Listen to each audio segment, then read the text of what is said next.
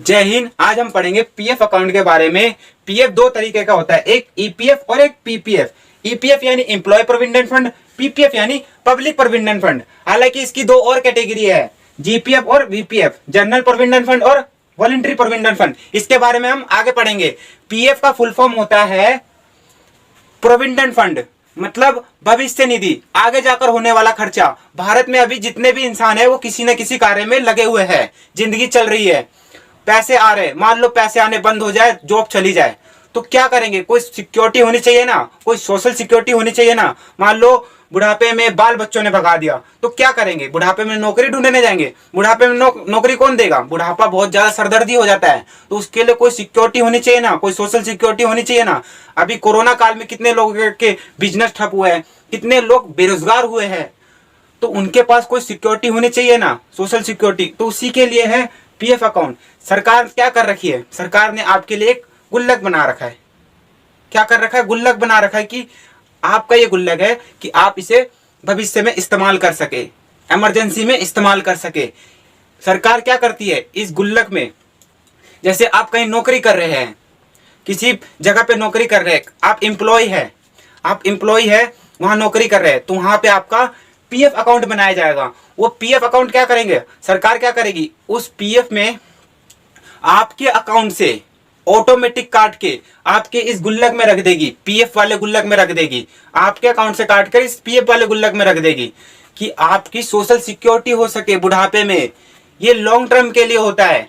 इसे ना कोई लूट सकता है, ना इसमें कोई मिसयूज कर सकता है। इसकी गारंटी सरकार लेती है। ये रिस्क फ्री होता है, ये रिस्क वाला नहीं होता। जैसे शेयर मार्केट आपने देखा होगा, रिस्क वाला होता है कि कैसे अमीर बना देगा और अचानक ही भिखारी बना देगा। लेकिन ये जो पीएफ है ये रिस्क फ्री होता है, रिस्क वाला नहीं होता। इसके ये दो तरह के होते हैं, एक एम्प्लॉय वाला होता है और एक पब्लिक वाला होता है। एम्प्लॉय में आता है एम्प्लॉय प्रोविडेंट फंड और पीपीएफ में आता है पब्लिक प्रोविडेंट फंड। ये सिर्फ एम्प्लॉय के लिए है, ये कर्मचारी के लिए है, जो किसी कंपनी में काम कर रहे हैं उनके लिए है। और ये पीपीएफ जो है ये सामान्य पब्लिक के लिए है। किसके लिए? सामान्य पब्लिक के लिए। अब इनके बारे में हम डिटेल वाइज पढ़ते हैं, एक एक करके। अब इन दोनों में अंतर समझते हैं, एम्प्लॉय प्रोविडेंट फंड और पब्लिक प्रोविडेंट फंड। ईपीएफ जो है कंपलसरी उस व्यक्ति को देना ही पड़ता है, उस कर्मचारी को देना ही पड़ता है। और ये कंपनी की जिम्मेदारी होती है कि जिस कंपनी में 20 से ज्यादा कर्मचारी काम कर रहे हो, तो उस कंपनी में कंपनी की जिम्मेदारी है कि वो उनका पीएफ अकाउंट खुलवा दे। और जो पब्लिक प्रोविडेंट फंड है ये ऑप्शनल है, कोई भी खुलवा सकता है। उसकी इनकम ठीक ठाक है तो वो खुलवा सकता है, बस शर्त वो है कि वो इंडिया का होना चाहिए। अब ये थोड़ी ना कि कोई अमेरिका से आ रहा है, कोई सऊदी अरब से आ रहा है, कोई अफगानिस्तान पाकिस्तान से आ रहा है और यहाँ खुलवा रहा है, ऐसा नहीं है। ये सिर्फ इंडिया में जो पीपल है, जो इंडिया के है, वो ही खुलवा सकता है, कोई बाहरी बंदा नहीं खुलवा सकता। ये जो है ये बैंक या पोस्ट ऑफिस में के अंडर में खुलवा सकते हैं। और जो ये ईपीएफ है ये इनका अलग ही बैंक होता है। इसे दुनिया के किसी बैंक से मतलब नहीं है। ये सरकारी और प्राइवेट दोनों के लिए है, जो कर्मचारी है उनके लिए है। इसको दुनिया के किसी बैंक से मतलब नहीं है, इसका अलग ही बैंक है। इसका नाम है EPFO, employ provident fund organisation. ये जो है ये पीएफ अकाउंट के लिए ही है, जो कर्मचारी है। जो ईपीएफ जो है एम्प्लॉय प्रोविडेंट फंड, वो उनके लिए ही है। ये ईपीएफओ ऑर्गेनाइजेशन ये क्या करता है?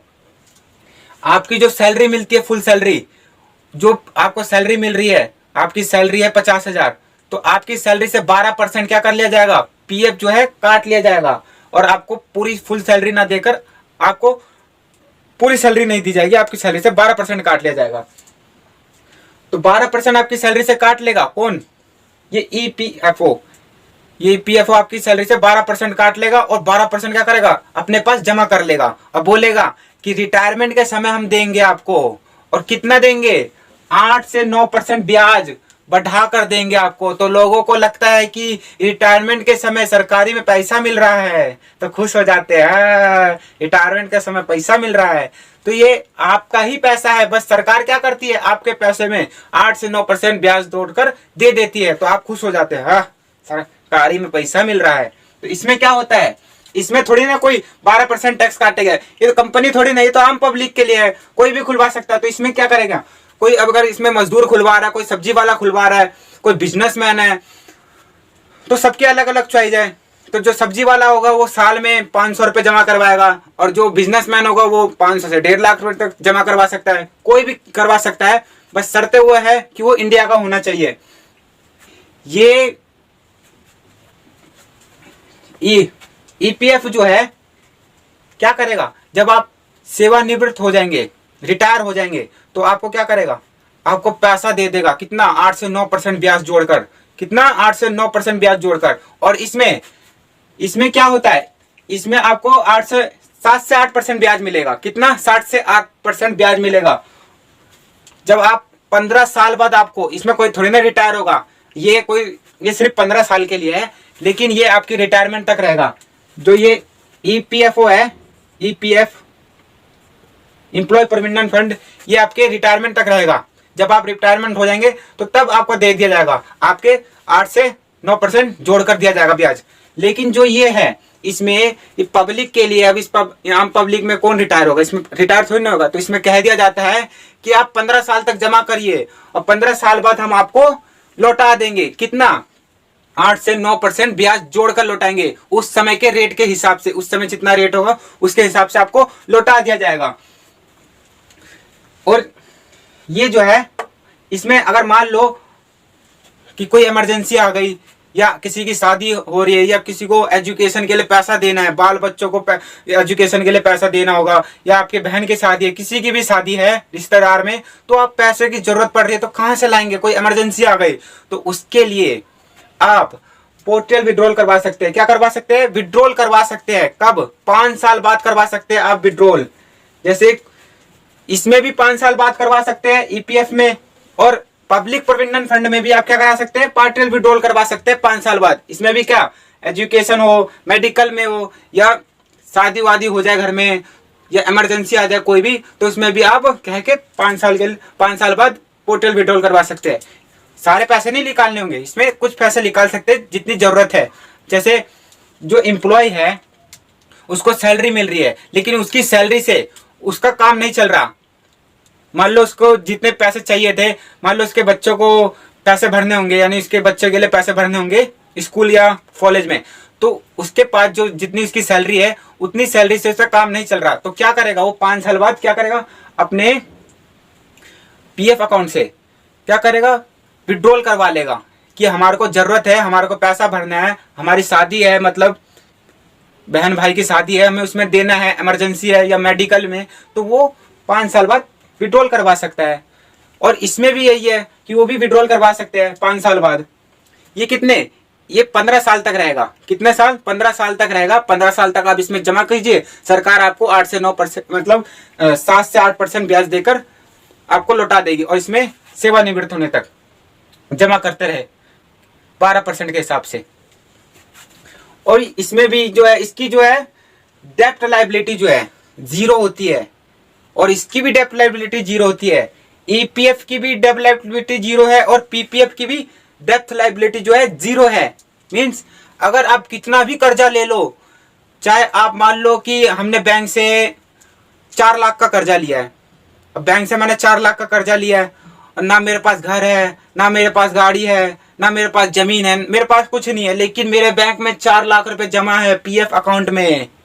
तो बैंक वाला आएगा, बोलेगा पैसा दो 4 लाख रुपए, हम बोलेंगे हमारे पास कुछ नहीं है, तो बैंक वाले बोलेगा बैंक में 4 लाख रुपए है, हम उसमें से ले लेंगे। तो सरकार बोलेगा खबरदार, पीएफ अकाउंट की जो डेप्ट लायबिलिटी है 0 है, इस पे ये बिल्कुल सिक्योर है। इसके अंडर, ये जो है सरकार के अंडर में, आपका जो पीएफ में जो पैसे रखे हैं वो बिल्कुल ही सिक्योर है, इसे कोई नहीं निकाल सकता, चाहे वो बैंक आदमी हो चाहे कोई भी हो, ये सरकार के अंडर में आ जाता है, ये सरकार इसकी सिक्योरिटी रखती है, इसमें से कोई भी आपका पैसा नहीं निकालेगा। तो बैंक वाला भी नहीं निकाल सकता इसमें से पैसा, तो सरकार बोलेगी खबरदार, डेप्ट लायबिलिटी 0 है, आप कितना भी कर्जा लीजिए, करोड़ों का कर्जा लीजिए, लेकिन आपके पीएफ अकाउंट से 1 रुपया भी नहीं लिया जाएगा। और ये जो है टैक्स फ्री है, क्या है, टैक्स फ्री है। जब आप सेवानिवृत्त होंगे, ईपीएफ में, एम्प्लॉय प्रोविडेंट फंड में आप सेवानिवृत्त हो रहे हैं, जब आप 60 साल के हो गए, आप सेवानिवृत्त हो गए, तो आप जब बैंक में पैसा निकालने जाएंगे, तो पैसा जब लेने जा रहे हैं तो आपको क्या देगा, ये ईपीएफओ 10 लाख रुपए दे दिया सेवानिवृत्त होने तक, 10 लाख रुपए हो गए आपके पास, 10 लाख रुपए आपको दिया। जब 10 लाख रुपए देगा आपको, तो आप 10 लाख रुपए इकट्ठे निकाल रहे, तो सरकार बोलेगी 10 लाख रुपए टैक्स दो टैक्स, तो आप बोलेंगे ए सरकार exempt exempt exempt, no tax, tax free, यानी सरकार इसमें टैक्स नहीं ले सकती, एकदम सिक्योर है, इसमें कोई टैक्स नहीं लगेगा, और इसमें भी कोई टैक्स नहीं लगेगा।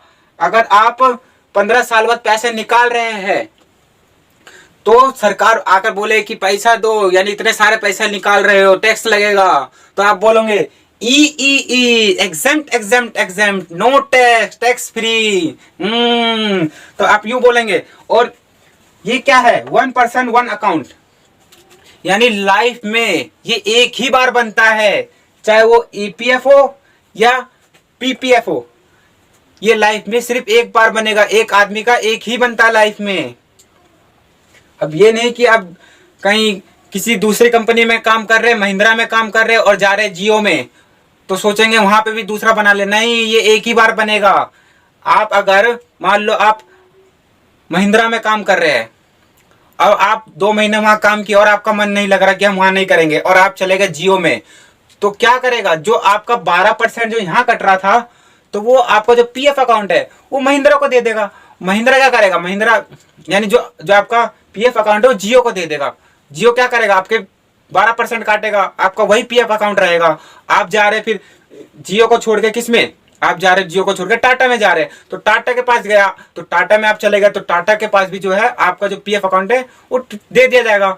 तो जो टाटा के पास आप काम करेंगे तो टाटा भी आपका 12% काटेगा। तो ये पीएफ अकाउंट जो है लाइफ में एक ही बार बनता है, और इसमें भी जो है पीएफ अकाउंट लाइफ में एक ही बार बनेगा। 1 पर्सन 1 अकाउंट एक ही बार बनता है, चाहे आप किसी भी कंपनी में काम करें, आप छोड़ के जा रहे हैं तो आपका अकाउंट जो है एक ही बनेगा, पीएफ अकाउंट। ये सरकारी वालों के लिए भी है और प्राइवेट वालों के लिए भी है, दोनों के लिए पीएफ अकाउंट एक ही बार बनता है लाइफ में। अगर मान लो कोई बिजनेसमैन है, बहुत बड़ा बिजनेसमैन, कोई बहुत ज्यादा पैसों वाला है, यानी उसका खेत है, गाड़ी है, घर है, सब चीज है, और उसके पास पैसे आ रहे हैं, और वो 12% में बोल रहा है कि हम 12% क्यों दे, हम 50% देना चाहते हैं, हमारे पास अभी बहुत सारा चीज है, हम बहुत सारे चीज है, यानी पैसे हर जगह से आ रहे हैं हमारे पास, हम कोई रिश्तेदार दे रहा है, कोई यहाँ से आ जा रहा है, कहीं से भी आ जा रहा है पैसे, और हम चाहते हैं कि हमारा फ्यूचर में बुढ़ापे के लिए जो है हम 50% दे, अपनी सैलरी का 50% दे, हम 12% से हमारा काम नहीं चल रहा, हम 50% देना चाहते हैं। तो क्या करेंगे इसके लिए कि सरकार बोलेगी नहीं तुम 12% ही दोगे, तो बोलेंगे हमारा 12% में हमारा बुढ़ापा, मतलब हम देना ज्यादा चाहते हैं, हम 12% में हमारा काम नहीं चल रहा, हम बुढ़ापे के लिए और ज्यादा सिक्योरिटी करना चाहते हैं कि हम और पैसा दे।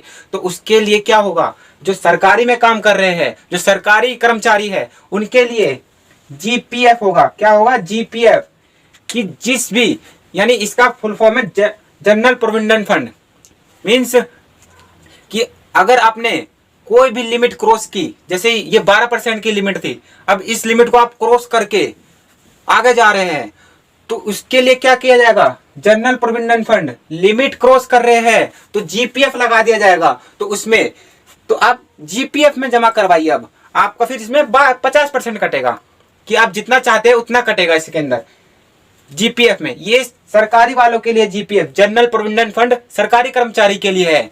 अगर वो चाहता है कि हम और भी सिक्योर करना चाहते हैं अपने फ्यूचर को, कि हम 12% का काम नहीं चल रहा हमारा, हम और देना चाहते हैं, तो वो जीपीएफ खुलवा सकते हैं, लेकिन पहले उसका ईपीएफ अकाउंट खुलना चाहिए, उसके बाद जीपीएफ खुलेगा। आप चाहते हैं कि अब प्राइवेट वाले भी अपना कुछ करे, कोई टाटा में काम कर रहा है, कोई महिंद्रा में काम कर रहा है, बड़ी बड़ी कंपनी में काम कर रहा है, वो चाह रहे हैं कि हमारा भी 12% से काम नहीं चल रहा, हमारे पैसे बहुत ज्यादा हो रहे हैं, हमारे पास 12% से काम नहीं चल रहा, हम बुढ़ापे के लिए और ज्यादा पैसे देना चाहते हैं, 12% से हमारा और ज्यादा पीएफ काटिए। तो उसके लिए क्या किया जाएगा, उसके लिए भी प्राइवेट वालों के लिए भी बीपीएफ, यानी वॉलेंट्री प्रोविडेंट फंड कि आप अब वॉलेंट्री प्रोविडेंट फंड में जमा करवाइए कि हम और देना चाहते हैं, हम अपने बुढ़ापे को और सिक्योर करना चाहते हैं, हमारी सोशल सिक्योरिटी और तगड़ी करनी चाहिए तो चाहते हैं हम, तो उसके लिए बीपीएफ करना होगा, बीपीएफ अकाउंट खुलवाना पड़ेगा। क्या करेगा? तो बीपीएफ अकाउंट खुलवा देंगे। यानी वॉलेंट्री प्रोविडेंट फंड ये प्राइवेट वालों के लिए है, और जो सरकारी है उसके लिए जनरल प्रोविडेंट फंड। अब क्या है कि इसमें ब्याज कितना, इसमें ब्याज 8% मिल रहा है, इसमें कितना मिल रहा है? 9%।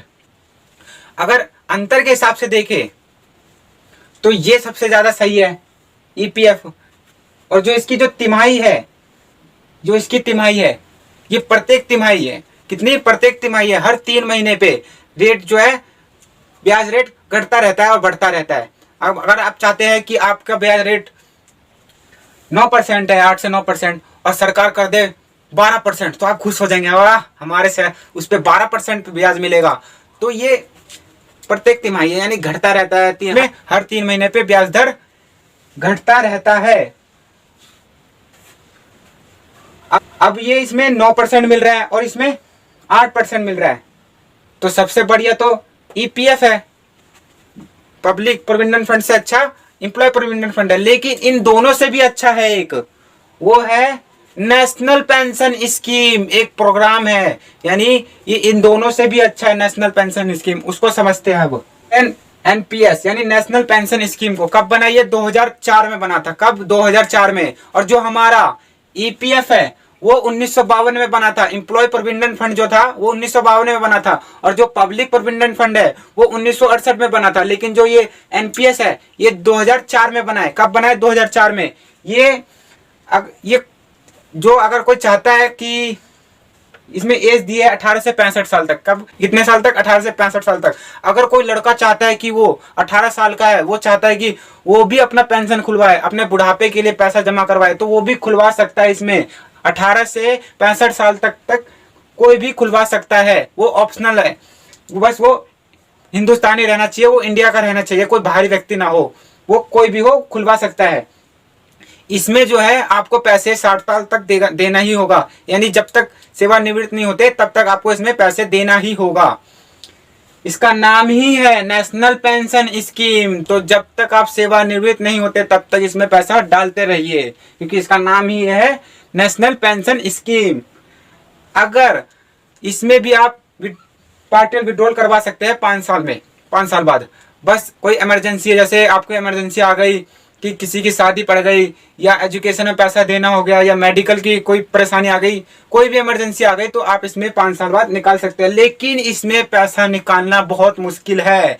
इसकी जो लो क्वालिटी है, लिक्विडिटी जो है वेरी लो है, बहुत ज्यादा लो है। इसमें पैसा निकालना बहुत मुश्किल है। उसमें तो आसान था, इसमें ईपीएफ में आसान था पैसा निकालना, पीपीएफ में आसान था, एम्प्लॉय प्रोविडेंट फंड में पैसा निकालना थोड़ा आसान था, पब्लिक प्रोविडेंट फंड में पैसा निकालना थोड़ा आसान था। लेकिन जो एनपीएस है इसमें पैसा निकालना बहुत मुश्किल है। क्योंकि कंपनी क्या करती है? कंपनी जो पैसे जो आप जमा करवाते हैं एनपीएस में, वो आपके पैसे को म्यूचुअल फंड में थोड़ा दे देती है, थोड़ा बॉन्ड में दे देती है, तो वो कमाती तो है और आपको भी देती है।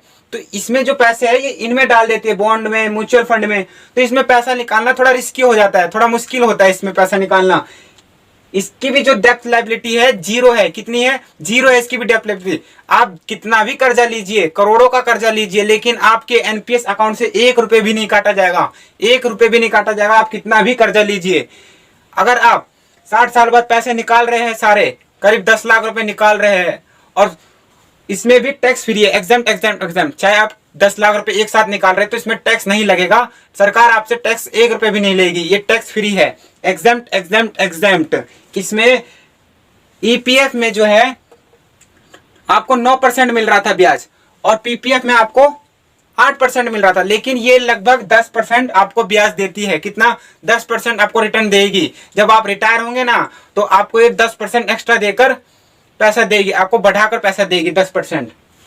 इन तीनों में देखें तो पीपीएफ, ईपीएफ और एनपीएस, पब्लिक प्रोविडेंट फंड आपको 8% दे रही है, एम्प्लॉय प्रोविडेंट फंड आपको 9% दे रही है, और एनपीएस नेशनल पेंशन स्कीम आपको 10% दे रही है। आप सोच रहे होंगे तो सबसे अच्छा हमारे लिए एनपीएस है, लेकिन ये सब कहने के लिए है। जब आपको ये 10% एक्स्ट्रा देगी उस समय, तो उस समय आपको उस समय के हिसाब से आपको महंगाई बराबर कर देगी, क्योंकि हर साल जो है 8 से 9% महंगाई जो है बढ़ती रहती है, आप देख ही रहे होंगे। तो ये सब आपके लिए एक सोशल सिक्योरिटी है, बस बहुत ज्यादा प्रॉफिट नहीं देती, बस ये सोशल सिक्योरिटी के लिए है। अगर आपको बहुत ज्यादा प्रॉफिट चाहिए तो आप म्यूचुअल फंड में दीजिए, आप स्टॉक मार्केट में दीजिए, बॉन्ड में दीजिए, क्योंकि ये सब क्या करते हैं, ये सब भी तो इसी में डाल रहे हैं म्यूचुअल फंड में ही, तो आप भी इसमें डालिए, सबसे बढ़िया है। अब हम ग्रेचुइटी के बारे में पढ़ेंगे। हम पढ़ते हैं ग्रेचुइटी के बारे में। ग्रेचुइटी का मतलब होता है बोनस का पैसा। ये पुराने कर्मचारियों को दिया जाता है जो 10 साल से 15 साल से 5 साल से काम कर रहे हैं, उन्हें दिया जाता है ये ग्रेचुइटी। ये ग्रेचुइटी एक्ट 1972 में आया था।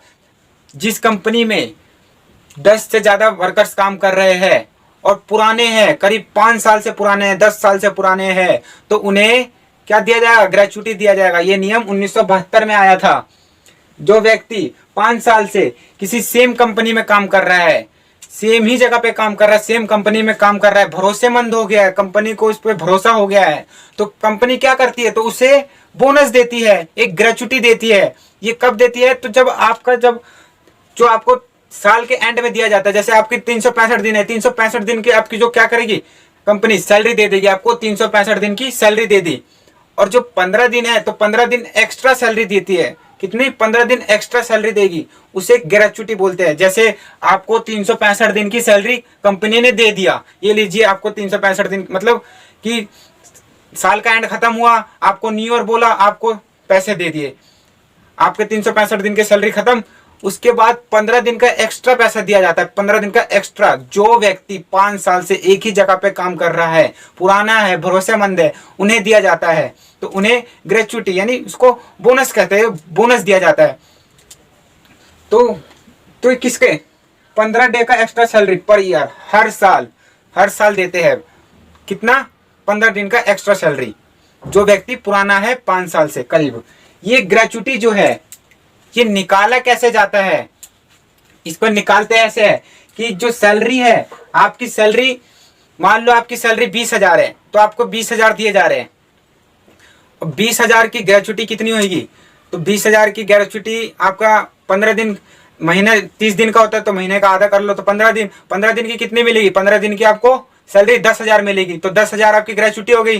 तो ये कब मिलेगी, जब आप 365 दिन जब आपके साल का खत्म हो जाएंगे, तो उसका एक्स्ट्रा सैलरी दिया जाता है 15 डे का।